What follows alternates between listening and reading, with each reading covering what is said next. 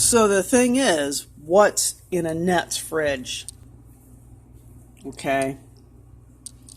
So apparently we see, oh, some grapes. Grapes that need to be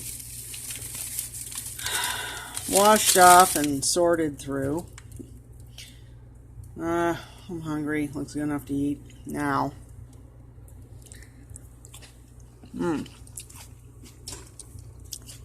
Very good. Seedless. Bread that usually only Steve eats because it's a carb.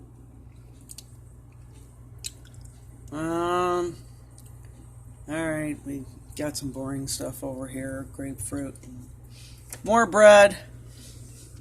Mostly for Steve, I hope. But I want chocolate. So I usually hide this stuff from Steve. Behind the healthy stuff like the Nestle.